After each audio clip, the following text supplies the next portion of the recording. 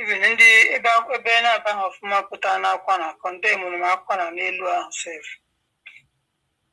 Before you have a tree born, I asked in Anje Bakim and I came on about Kim. Nakamu will make on Yahala and Jawan on Yahala, and again the cause. Then many of the you made the Kim.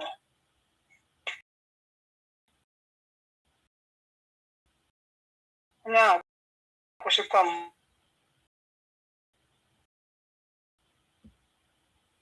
Maybe I can also. It's in a Kulahora.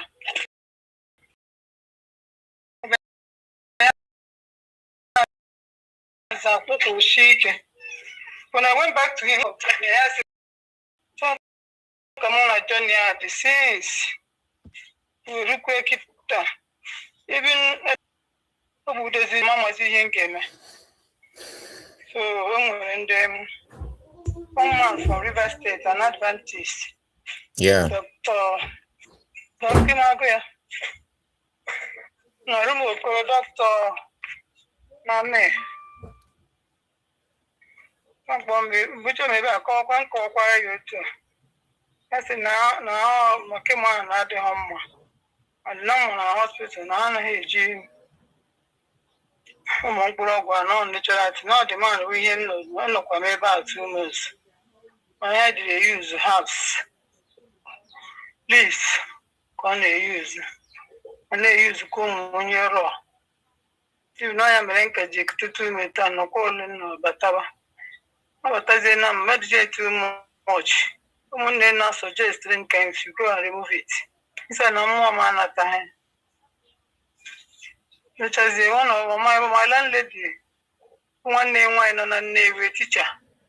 When I may you visit here, the woman now going to have I should not remove it. No man or link him can follow you. So I am bungee with the number. We follow away. So we in Canada, every day, mom make a message, he can't be a bosom. Because she didn't treatment, no, I got only an appa. So that book one can put in a view. You could make another man. There's a last week. It is the right woman so. Well, I'm not talking about it only depends. I will too much. Time will open or pen. Still on Mamma, me, you know. Kedogu pen in Ango. Kedogu pen in Ango.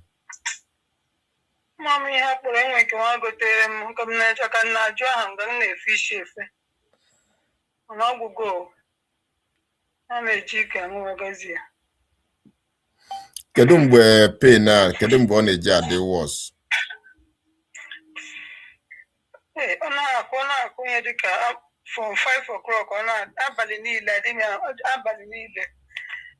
So I can get fish and I never been here for some months now.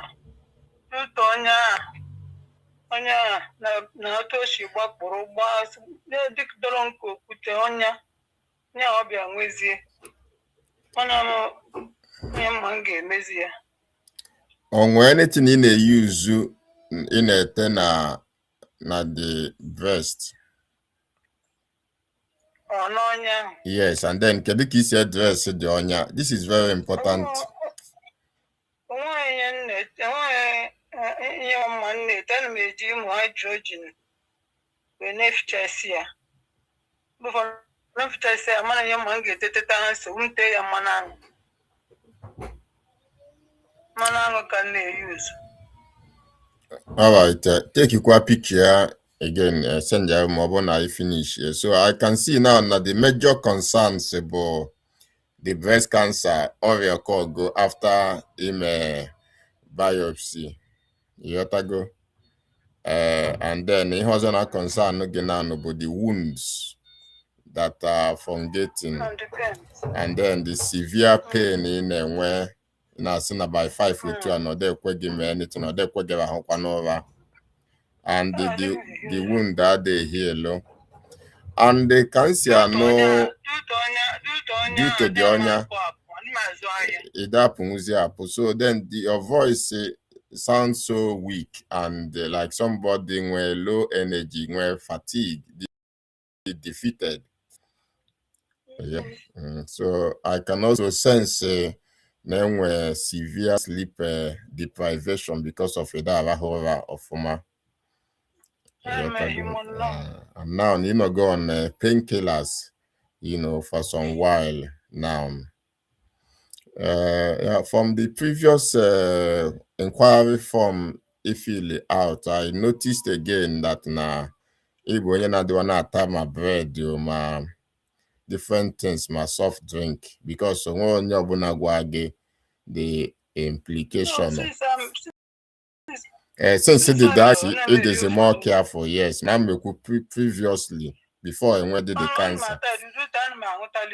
Yeah, all right. So, Ankita, it happens apple. Imegharị ahụ for exercise. The compound ebe ibi kịta ọsọsọ gị nọ n'ime the compound ka public yard.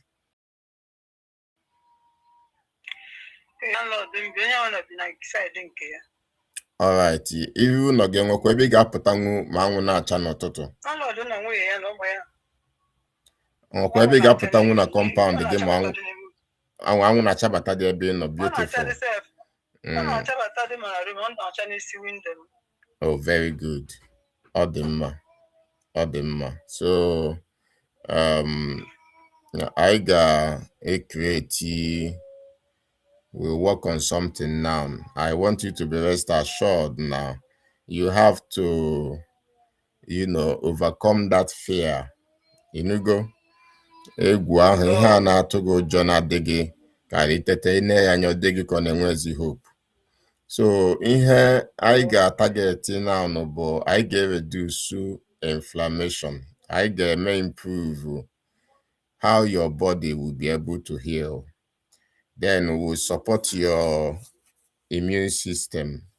And then I can make you improve your nutrition.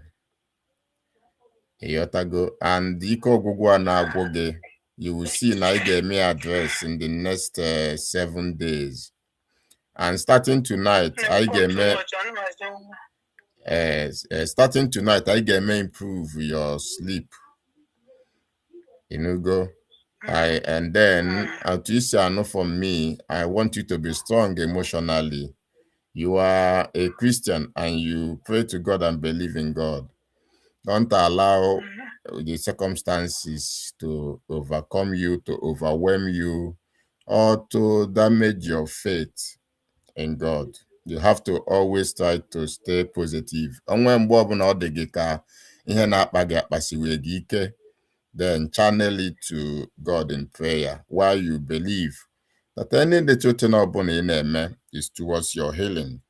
The healing may not happen in 1 day or 2 days or 1 week or 1 month. Mana imagona development of cancer obuho ihe ofu ụbọchị. And cancer will ihe ana fight intelligently.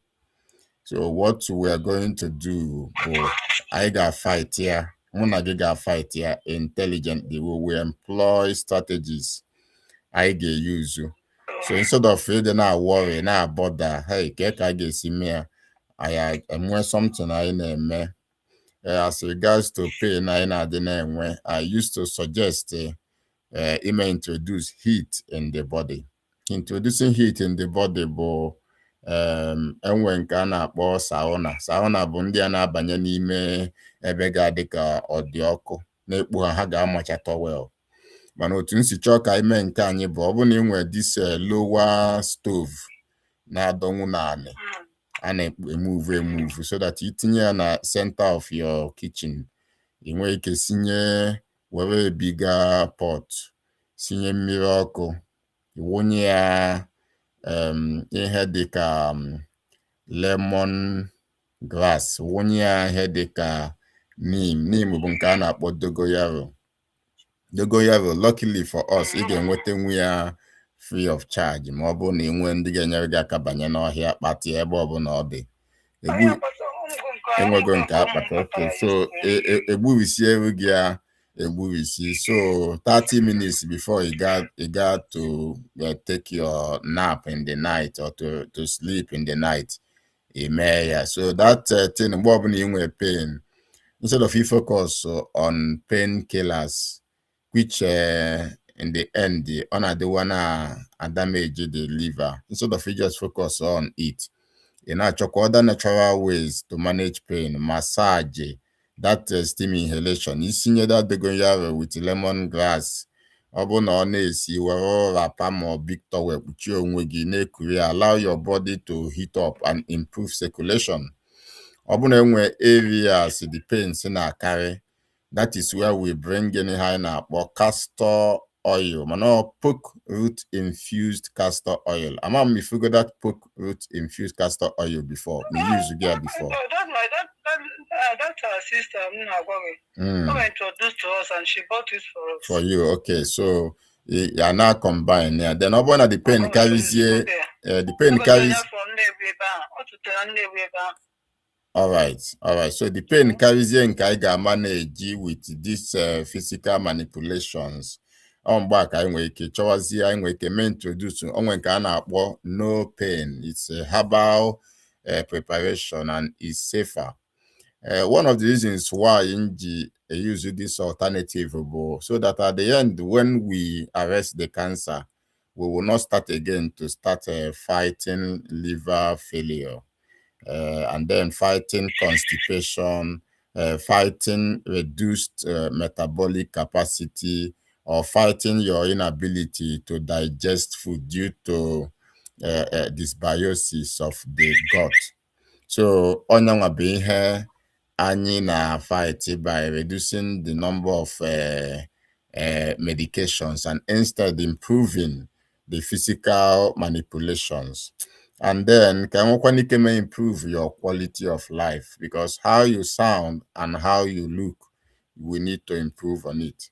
So in all these things, I need the adequate protein, and I need it to hydrate you very, very well. So as a matter of fact, in an area ebe ọkụ na-ada adị, ọ ga-abụ a little bit of a challenge. Ọ ga-adị ma ọ bụrụ na ị ga-emete a sister or a friend or a neighbor onye inwe ike ịdị na imesịa juice, maka na mostly ihe ị ga na-aṅụ 80% of the time abụrụzi mmiri. Ihe ị ga na-aṅụzi bụ fresh juice, and this juice I will describe them for you. All juice get target all these things in to optimize you, okay? And then about that na in ano ufuebe for a long time, this is a time to improve your physical activity, because the more in ano ufuebe, the more in reduce your metabolic capacity. Ima ana-ekwu metabolic capacity, ị ga-notice na onye mee ihe dị strenuous, onye maybe onye gbaa ọsọ, if onye ahụ na-eku ume ike, if onye ahụ ọsụsụ a na-agbụ ya, that is heat. Ịghọtago? Ịma na ihe ahụ bụ ime a physical something, o may improve your heartbeat, o may improve ka isi take in oxygen, o may improve ka isi sweat, o may improve ka ihe si digest ihe dị gị n'ahụ. So ya bụ na when you move about, you improve your metabolic capacity. But when you always stay in a place 24/7, or that, especially now that we need to improve you on all rounds, okay? I'm on me so far. And I'm that na the week. My name and all from training get strength and stamina, or from movement, because the more madino fuebe, you notice here. In those days, I just aged care home. Aged care home, where the old people na the no.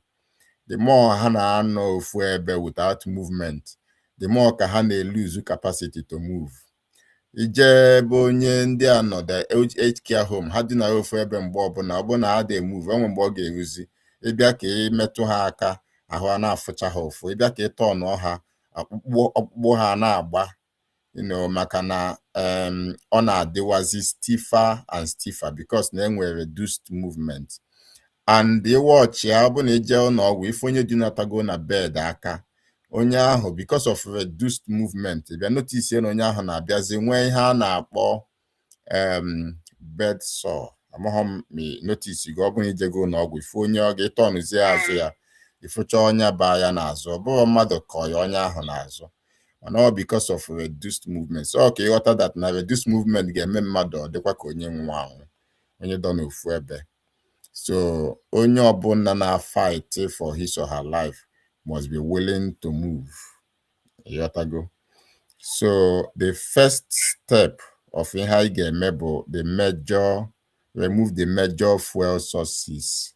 I say the major fuel sources of cancer. Ama m na as at now maybe you go one or two information from ihe anyị na-preach as a message for a fight cancer or maybe mmadụ agwago gị ihe ị ga-emegasị eliminate mmanya na-atọ bịrịbịrị a na-aṅụ aṅụ soft drink ndị na-adị sugar ndị na-ata bread cake meat pie chin buns ụmụ ihe a eyecha at this point they are empty and they are inflammatory to the body so we will not want to allow you to continue with them. Onye na-aṅụ alcohol, no, we cannot allow you because now these foods may promote ihe a na-akpọ inflammation and ọ ga-eme metabolic this thing or the worse. Ịma anyị na-ekwu this metabolic dịka nke a na-akọwa mmadụ your body is able to digest nri handle nri may absorb near your blood and from your blood to your cells. You understand? So onya bụ metabolic function. So if you know those foods are confuse the body and also ihe na-feed the cancer cells. Somewhere test a na-akpọ PET scan. That PET scan bụ na inject radioactive glucose na-arụ ka wee test ya ma ọ bụ na ewepụta sample of the ebe ahụ ifili na onwe cancer etinye ya ka wee mara determine so if na determine cancer otu o si consume those radioactive glucose ifugia now. So the problem bụ na cancer bụ ihe na-like ihe na-atọ bịrịbịrị just like my ants na-arịgharị ebe awụsa sugar ha na-like ya mana ọ bụ na ewusa onugbu ha ma ngana ya just like earthworm ewusa sugar ha na-like ya mana ewusa onugbu ma ọnụ ha ma like ọ ga-egbu ha egbu ifugia. So that is the same thing cancer. So that's why I just cut down this thing. I want to reduce the progressive growth of cancer by cut down the fuel I na dewa na-enye. So every of the thing in etinye n'ọnụ ọ bụ na ị na-erigodi nna ọ bụgodo ofu efere n'ụbọchị but anyị ga-ebuild natia ọ bụrụ nni the purposed to heal. Inugo ọ bụrụ nni the purpose to heal. So ịma ka anyị na-akpọ ogo dị very rich ma ọ bụrụ na inwe onye ga na-eje gị local market gote gị fresh ogo ọ bụgodị once or twice in a week. Ihe niile nche ego ogo ọ bụkwa maka na ọ dị izi mana ịmago na ihe a bụ time anyị ga-eji chenjie ihe niile dị na kitchen gị nwee ike refocus ya ka ọ bụrụ sọnsọ ihe ga-enyere aka for ọgwụgwọ. Onugbo fresh one, water leaf fresh one. Inweta nwa moringa ọ bụghị egwu na ọ ga-abụ fresh. Inweta nwa ebe ị ga-egote ya nke a na package na-adị in powder form. Moringa leaf ndị na-adị ọ dị in powder form. Yana moringa contain more than 90 vitamins and minerals. So the time of cancer, what we do bụ I na flood the body with needing nutrient dense. I na flush out. That's why I'm just saying that most of the juices you ga na aṅụ amambuzi sọnsọ ordinary water. Mana ọ ga-abụ astringent juices which ga-akpọsịtara gị ya.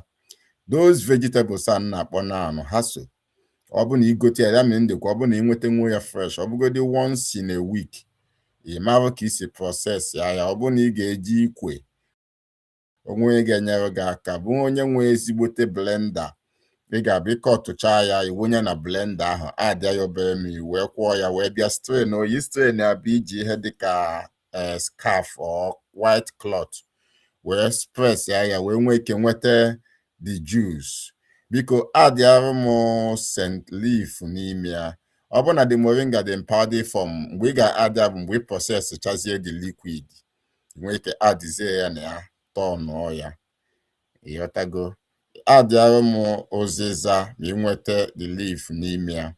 Ọ bụrụ na ị nweta nke a na-akpọ beetroot, beetroot na-adị ka ede. Ma beetroot na-adị ka ede. So ị nweta ya, ọ dị mma. Ị nweta carrot, ọ dị mma. Ị nweta beetroot, ọ bụghị beetroot, nke a na-akpọ broccoli. Broccoli cruciferous vegetable. Ọ na-adịwa na-abịa na-adịkwa ka cabbage. Amaghị m ifu dị ọ da-adị ebe ahụ. Oke, ihe ma ji achọ use that broccoli bụ maka onwe ihe a na-akpọ sulforaphane. Sulforaphane bụ one of the strongest phytochemicals na-agba mgba against cancer. And ihe a niile, because anyị ma na ọ da-adị easy process, so at the end of the day, ọ bụ na igote these vegetables as much as you can get. Ọkwa nke a na-akpọ hospital is too far. Akwụkwọ ya na-adị ka akwụkwọ akpụ ma ọ bụrụ na ifu gị ya before. A na-akpọ ya hospital is too far. Ọ bụrụ na ị nweta ya, ọ dị mma. As much as ị ga-enwetenwu vegetable na any local market dị close to you. Maka ememenu ka ị mere travel ka ị nwee ike nweta vegetable. That's why ị ga-eji limit ya to most close local market.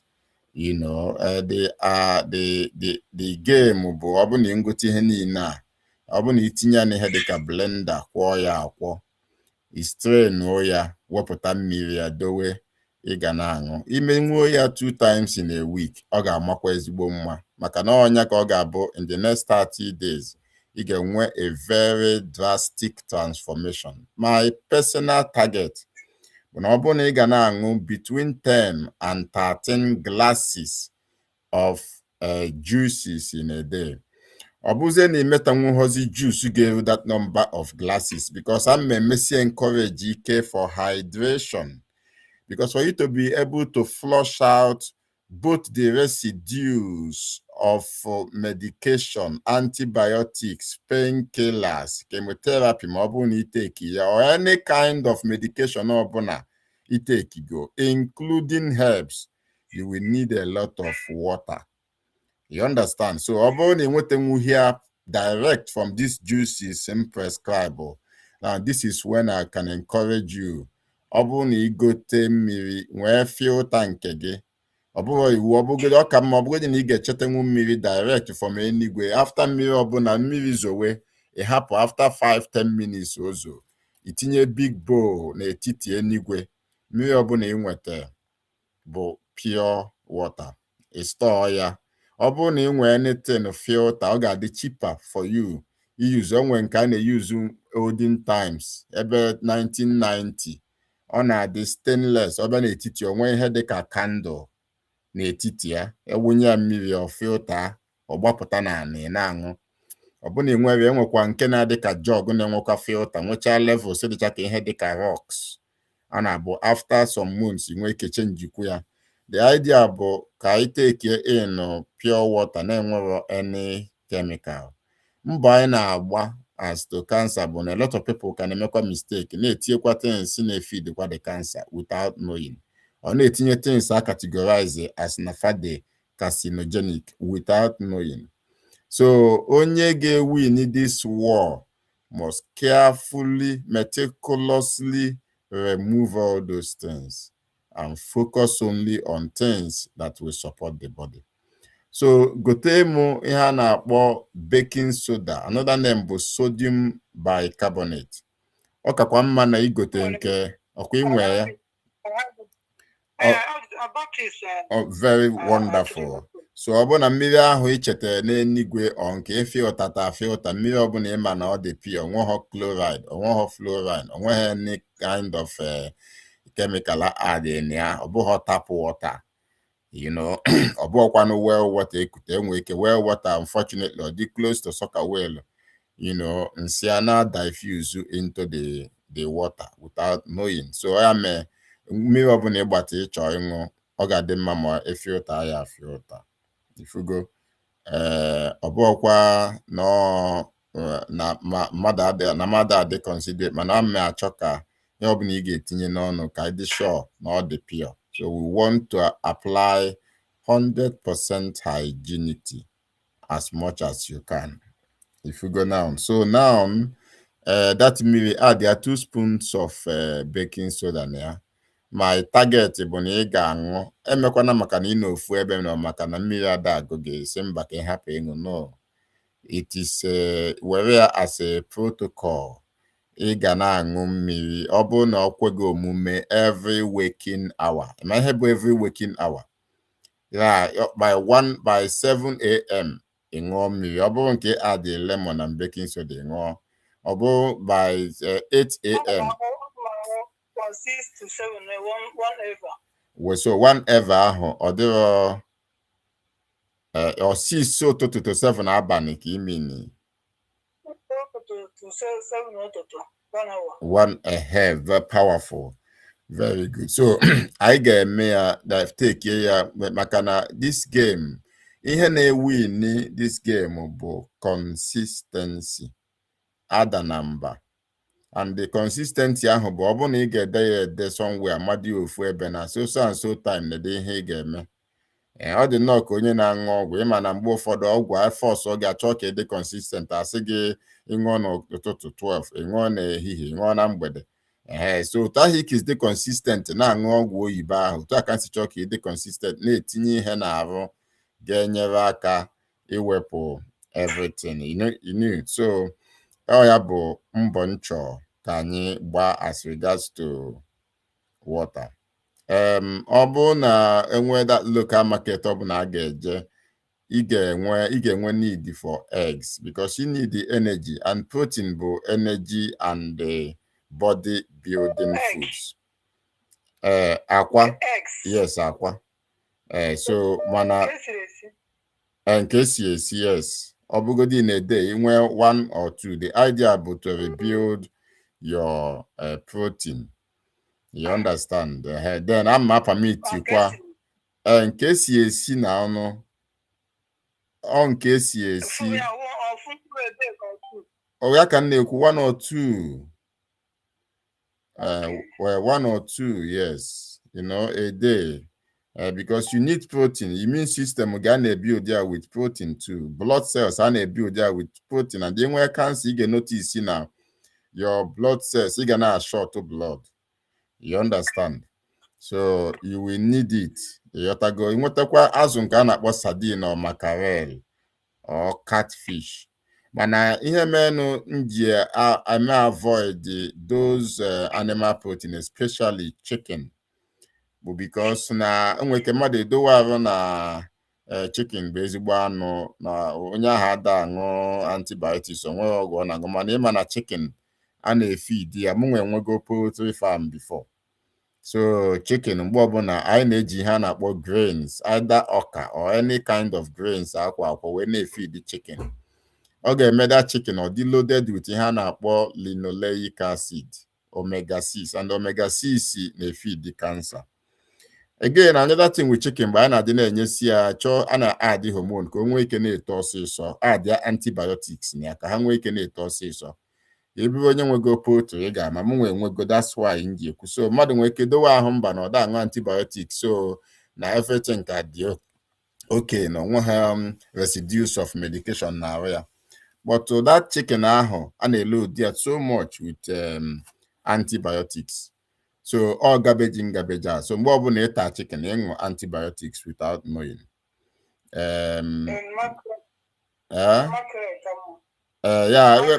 Mackerel ịma na m na-ekwu okwu azụ ama like zi azụ a na-akọta from the sea direct and not nke a na-produce eme ndị a na-enwecha fish farm a na-ejikwa grain too, you know, so not supported. And unless money ịmazi na ndị a enwe onye ịmazi na-azụ azụ na-eyuzu nke anyị na-akpọ BSF flies. BSF flies bụ ndị na-eji maggot. Maggot bụ clean protein. Mgbe m nọ na Nigeria, I did maggot farming. I may produce maggot when I raise my birds.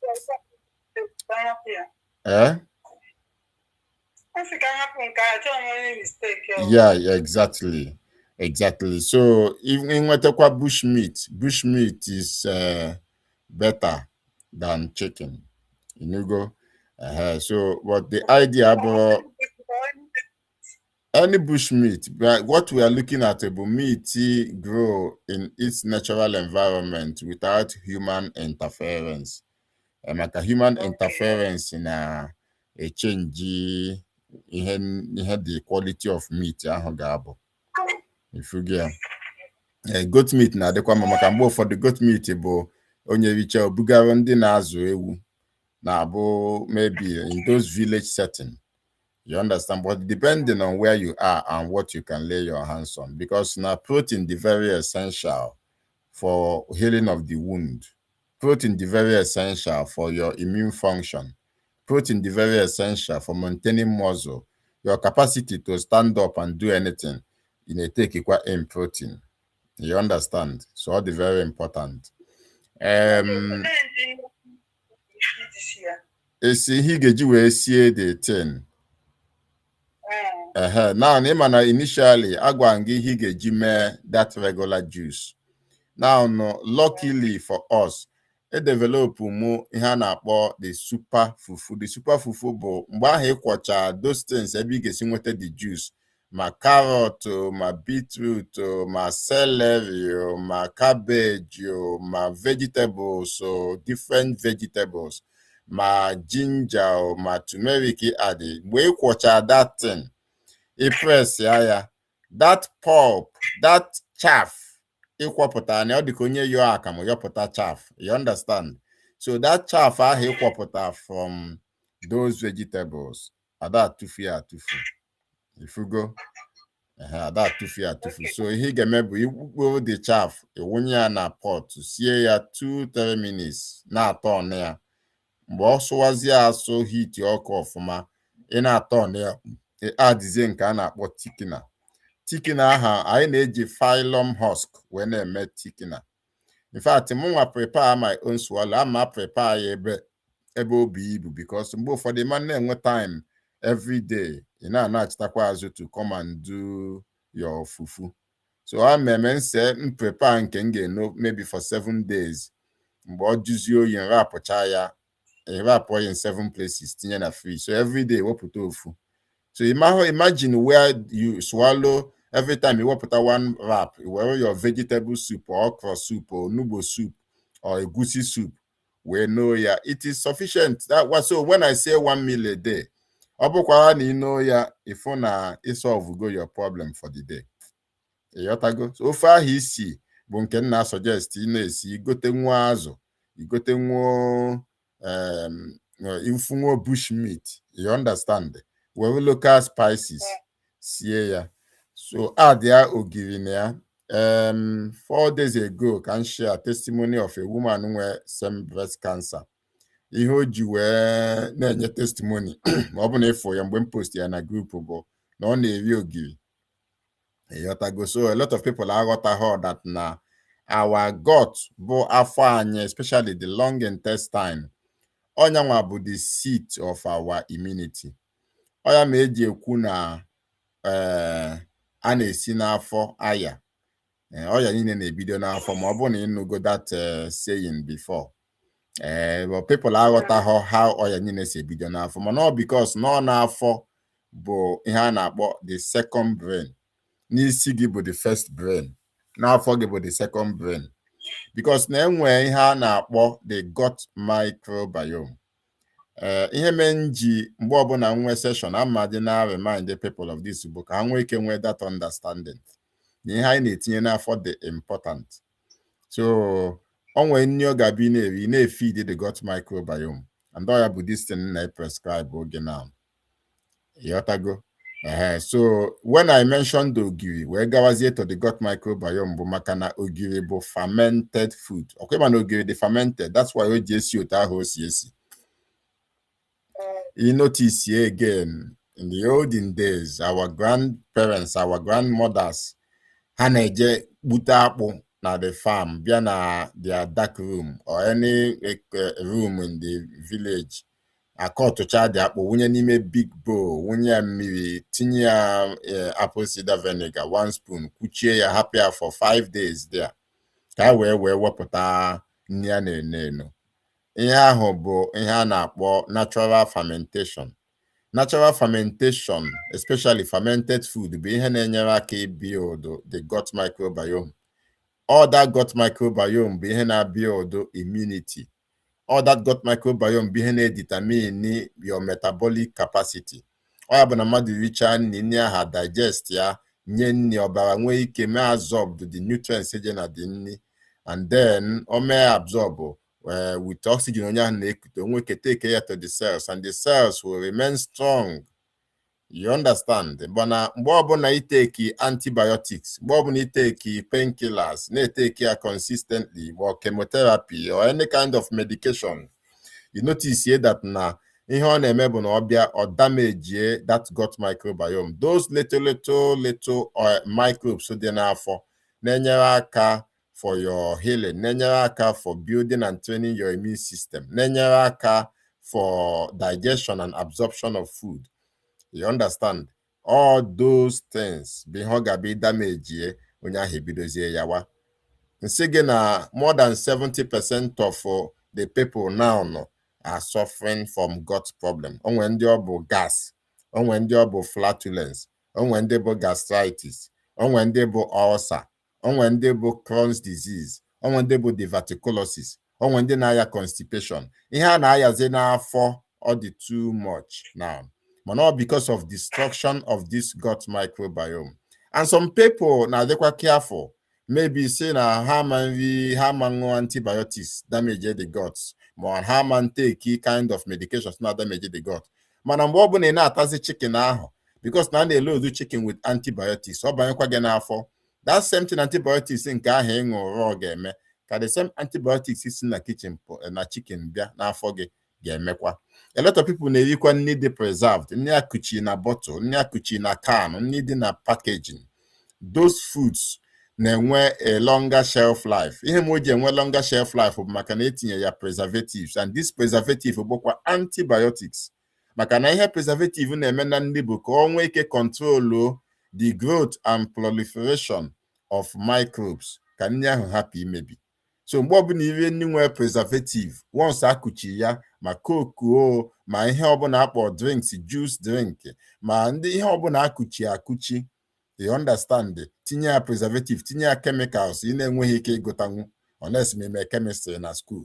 Those chemicals banye gị n'afọ, ọ ga-destroy your gut microbiome, cause all dysbiosis. Ọ ya na-akpata o ji dịka 70% of the people nwere stomach problem.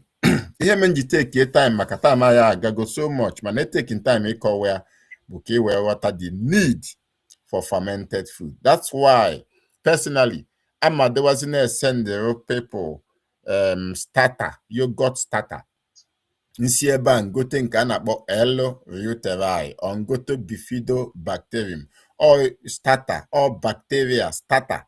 Ọ ga-abịa iwere ya igote coconut milk, itinye ya na kwuchie ya, ọtọ nọ ya to yogurt. Ihe bụ fermentation bụ na ọ ga-reduce the sugar load of that food. Ọ dị nnọọ ka ịma ihe a na-akpọ yogurt. Ịma yogurt na-enwe sour taste. You understand? Otu a ogiri si esi onwe mgbe ị ga-ferment kata yogurt nwekwa ọdọ nke ya. So all because na those organisms na work on it na reduce the sugar load. So fermented food na-enwe probiotics, ọ na-enwe prebiotics, ọ na-enwe postbiotics. So fermented food ejiom egwu because na onyanwa bụ the bedrock of ihe anyị na-eme to restore the body and to train our immune system onwe ike mee overcome cancer. Ama m ịghọta ihe m na-akọwa.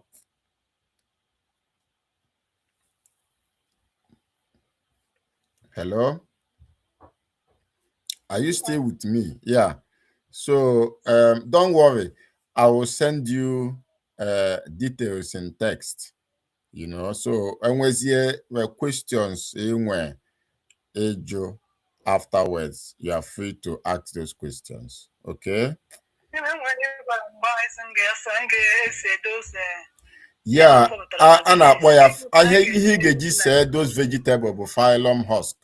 Ọ bụrụ na ị nweta nwe ha phylum husk, i gote oat flour. Okay, ma oats, Quaker oats. I gote Quaker oat flour. Ọ bụrụ na ị nweta nwe oat flour, i ferment ya ihe a na-akpọ Irish potato. I gote fresh Irish potato. I kọtụcha ya, chọpụcha ya, ọ dịka onye chọọ ịta salad. Ịkọtụcha ya otu ahụ, iwunye ya mmiri, add ya 2 spoons of apple cider vinegar, kpuchie ya. Ọ bụrụ na itinye ya na glass jar, ọ na-aka mma glass jar. Inweta big glass jar, tinye ya na ya, kpuchie ya, hapụ ya for 3 days. Ịma na mgbe ahụ a na-asị anya onye nwe ọsa, ya kọtụcha unripe plantain, add ya mmiri, tinye apple cider vinegar, kpuchie ya, hapụ ya for 3 days. Otu a onye ahụ na ịṅụzie mmiri ahụ ọ na-agị ọsa. All that same thing na-akụzi about the gut microbiome. Okay, so ọ bụrụ isi otu process ya your potato or ferment ya, onwe ike reduce sugar load maka ihe anyị na-agbara ọsọ bụ anything na-feed cancer, and then opportunity iji wee build kwa the gut microbiome because na the potato ahụ adịgo fermented. Or in a situation whereby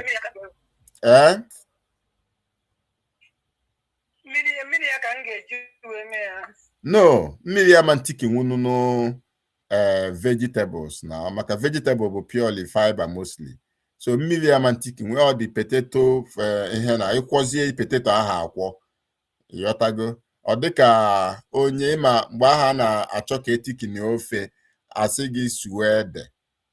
Ịma na ede ahụ mgbe ahụ ịkwọ ya ọmụ isi ya n'ọkụ suo ya esu otu esi emenụ poundo yam ma ọ bụ na ị na-eme pounded ya mana mgbe anyị ferment go the potato so o reduce go sugar load. So isuo ya esu ọ dịzi otu ahụ idowe ya mgbe ọ bụla ị ga-esezi nri were some wee mixie ya ma ọ bụ na ị nweta ha oat flour ma ọ bụ na ị nweta ha phylum husk, you can use all these alternatives.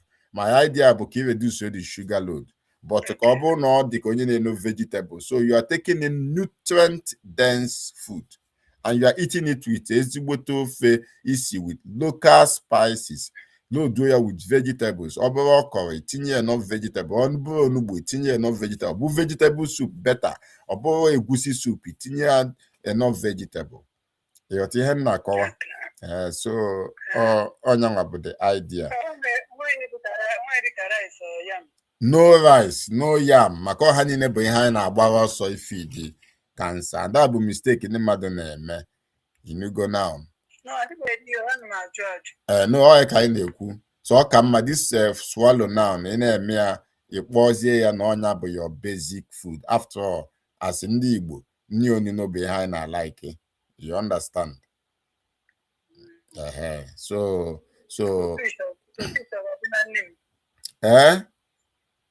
crayfish adịna nne. Ị ga-etinye nwekwa crayfish. Ị ga-etinye nwe ya crayfish. Oil source of protein mana crayfish na-etinyekwa na onye na crayfish. Isi chọọ ofe itinye crayfish. Crayfish adịghị with the 5% of the ofe. Ị nweta goat meat, ị nweta bush meat. Ịghọtago? Enwe onye ma na-agba ndị na-agba onye na-agba n'ụzọ bịa sị gị na ọ nwekwa ebe onye na-ere bush meat. Ọ na-adị cheaper mgbe ụfọdụ. Maka na ndị a na-eset trap na-akụta ya, so onweghị ihe ọ na-akọst ha na-abụghị the extra effort of ije set trap. Ịghọtago? So ọ ha ga-abụ dị inugo maka ivermectin. Time adịghịzi ịbịa bido n'isi kọwaa gị maka ivermectin and fenbendazole. But ivermectin ahụ anyị na-target ya, a na-akpọ ya repurposed drug a na-use for cancer. Repurposed drug bụ because na ivermectin bịa dịka antiparasitic drug. So ihe a na-eme na amaghị m ma ịchọ ya na pharmacy ga-enweta, ọ bụ na enwetaghị ya, then I'll be able to send it to you. So these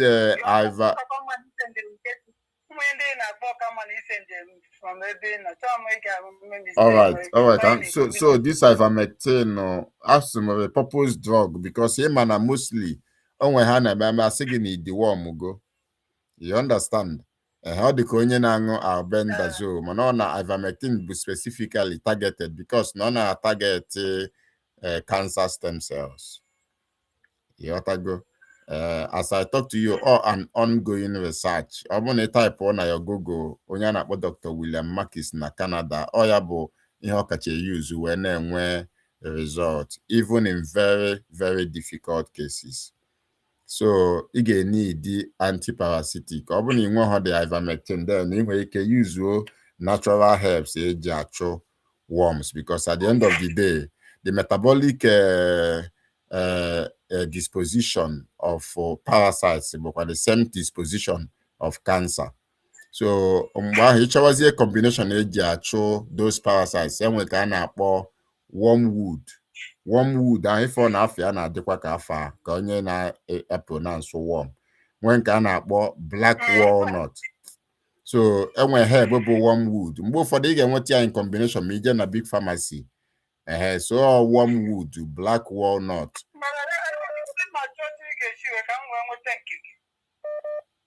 It's okay. Ọ bụ na ị nweta here first, then I can be able to send to you. Nsogbu adịrị ya. Inugo?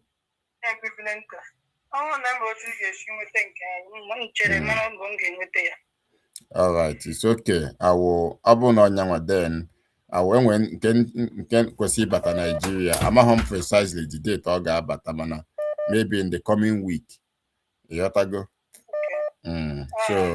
So ihe nchọgodi na no bidogodi with that late foundation then send your own ihe na ada na weight you check your weight send your own ihe na ada na weight ọ bụ na machine ebe ji check weight na enwe i check height send kwa ihe na ada na height ọ na-adị mma ka were ha na abụ wee mara amụ ha na prescribe oge yotago I'm the last time you test your organ, liver function, kidney function, or any test or any recent one, because send the aromia.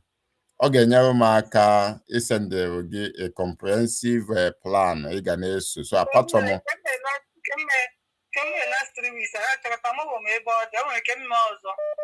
also because send the aromia can make a walk or intelligently can happy make mistake. You go.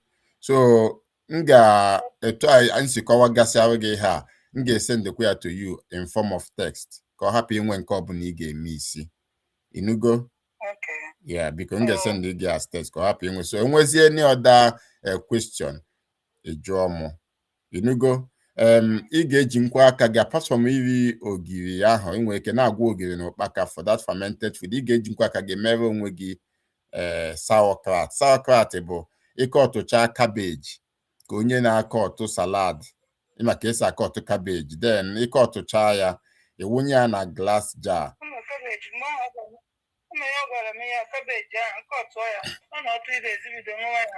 mana mụ achọ ka add ya apple cider vinegar then ọ nọ 3 days ị na-aṅụ ya na wekwa the cabbage ị ga-eji nwu cabbage ahụ ị ga-atanwu ya with carrot ị ga-emix ya with salad ị ga-eyotago a lot of things ị ga-eji ya wee ọ bụrụ na ọkwọghọ gị iri direct otu ahụ ị ga-eji nwa avocado pear ị ga-eji nwu nuts igote nuts cashew nut walnut groundnut make sure no fresh groundnut no nweghọ aflatoxin igote almond nut igote yeah mana fresh one ka ọ hapụ ịbụ ndị ọ ga-abịa na-atata aja data ha ga-abụ na-atata aja bụ aflatoxin yotago so I mean just a fresh one so yeah ọ ka mma yotago so agụ gusie gị ike ịta kukumba go cashew nut walnut pistachio nut brazil nut almond nut nuts erika especially brazil nut and pistachio the very rich with the kind of minerals ma selenium ma zinc all the loaded as in brazil nut ma nweta brazil nut coconut enweghị all those things a na-akpọ now yotago ọ dịghị as rich as those ones but ị ga-atanwu coconut of course yotago So I'm gonna send you the details step by step. So you follow, I'm gonna send you again on WhatsApp. Okay. All right. So almost any other question, you join me na WhatsApp. Inugo, then I will be able to respond to you. Always know, no matter what, that I am in support of anything you are doing, because show me anything you are doing on WhatsApp. Say your picture, send their room, a video, send their room. On when it changes up in now, because send their room. All my commitment to make sure that you are cancer free in a short time. And all those pains in our complain, no? You understand? Before you go to bed, switch off your phone, wipe your phone close to your room 1 hour before you go to bed. Gbanyụọ ọkụ gị, meghe window ka ikuku bata. Some people ịbata na room ha ọ na-enwe ọdọ, ọ dịrọ mma, because ịbịazie fresh air kwesịrị inyere support your oxygen. All right. Or just I'm my site here, maka batabeghị na room gị before. Or just ada ama little things ahụ mmadụ nwere ike na-eche na ọbaghị uru. Onwe ndị na-abịakwa tinye air freshener na ka room ha na-esi isi ọma. No, air freshener ahụ bịazie ọ na-fight chemicals, ya na-fight with your blood oxygen. Ọ dịrọ mma. Ọ ndị na-agba too much perfume. Ọ dịrọ mma. Ihe enweghị m time ịkọrọ gị maka ma nke a na-ete ete n'ahụ, ma nke eji asa isi relax ma ụmụ ihe. For now, suspend all those things. Anything ọbụla ị ga-ete n'ahụ, ya bụ ihe ị ga-etinyenwu n'ọnụ racha aracha. You understand? So all right. All right. So ihe men ja site ya bụ just to bring it to your knowledge, maka ọ bụ onye ọbụla ma otu isi marụ. Inugo now. So because when anything you join, then we follow it up from there. Okay? Thank you, sir. All right. All right. Thank you. Thank you. Yeah.